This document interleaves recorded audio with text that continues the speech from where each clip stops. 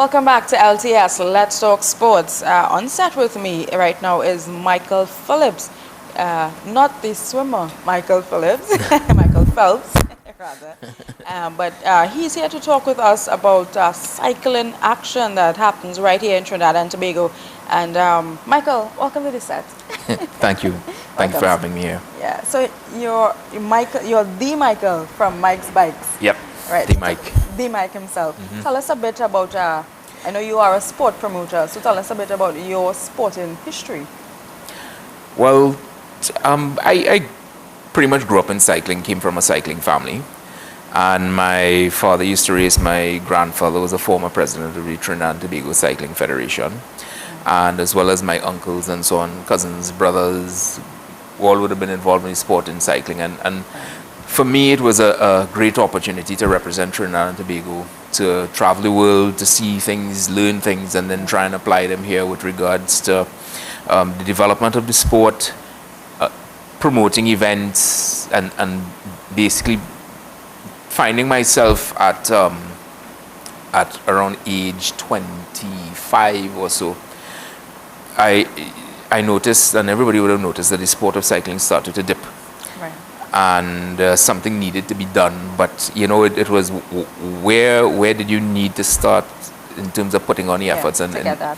And basically what I realized is that everything stems, or like what forms a catalyst for this for the development of any sport is really great events, because out of great events then you have coaches preparing people to compete at those events, and then you have people developing equipment for people to compete at those events, and then there's an entire industry supporting that, from legal to construction and all those sort of things that come out of events. For example, the World Cup just finished. Right. So people just think of World Cup as football, who really don't think of it in any in-depth. The entire capacity, yeah. Exactly, but when you look at it in terms of the amount of money that was invested in infrastructure, transport, all of those advertising, the amount of creative people that have to get involved with the opening ceremony. So presentations, ads, everything. Exactly. Yeah. So it really does create a lot of movement of manufacturing and services being provided. So knowing that and being able to have a creative background myself through art, it was a bit easy in terms of conceptualizing activities. And eventually I think the biggest venture we went into was Beacon West Indies versus the world, where we didn't have enough people to the strong enough local contingent to have a Trinidad and Tobago team that would have been competitive. So the concept of West Indies cricket was one that has already been proven and so on, and a brand name that is already out there, West Indies. And we were quite successful with that.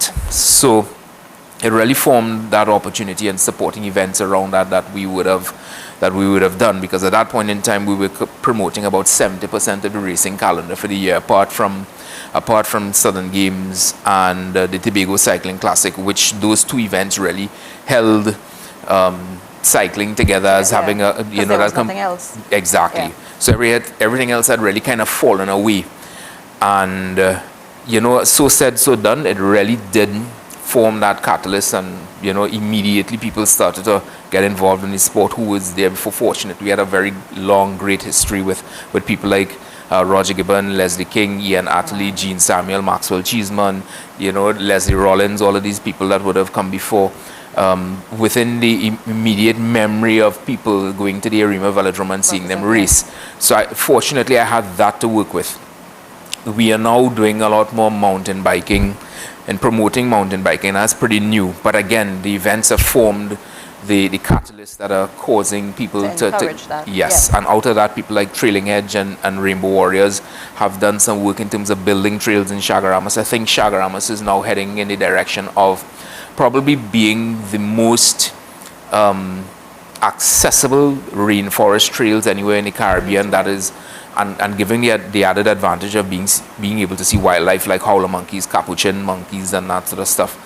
You come across all different things in the trails that are really lovely, and the trailing edge people in particular, led by David Hackshaw with regards to the trail building, have done an excellent job in Chagaramas, of course, with the support of CDA, who allows that sort of eco-friendly use of the area, because really when they're going there to build trails, they're raking leaves, really. It's not to take away from the environment. Exactly. So they're not cutting anything or anything, they're just moving around the trees and so on.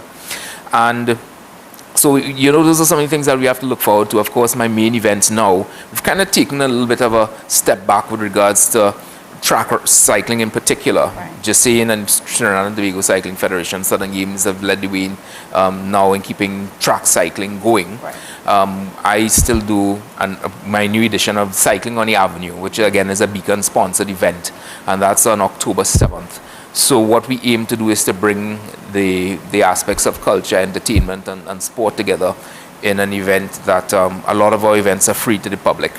So that has been one of the ways we've been able to keep cycling exciting.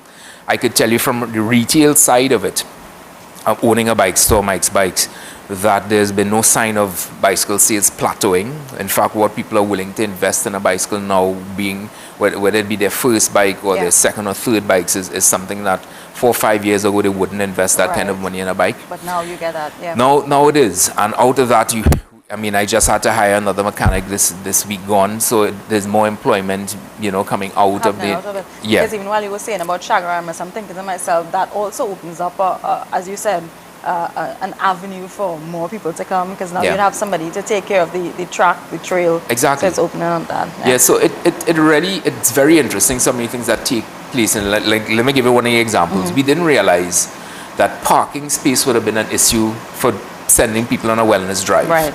Because you had a clash between the golfers and the car park space there that has a space for 300 cars, and people that were walking and doing mountain biking, and there not being enough space in the car park. So who would have ever thought, we'll get to a point where parking is now an issue. So those are some of the things that are very interesting in going forward in terms of how do you mobilize a nation that is plagued by the ill effects of sedentary lifestyles, and especially within schools, and childhood obesity being a major problem. We ourselves, my store is on Arpita Avenue. I could have a bar, I could have like everybody else, but that is not the way that I want to go. And I find in life you have to go with what you're passionate about to create some level of balance, even though it may not be the income generating or revenue generating thing that everybody else is doing. But as I say, you do what you love, and you don't have to work a day in your life. Well, Mike, we're going to take a short break, but when we come back, we get more into cycling in Trinidad and Tobago. Let's take a break.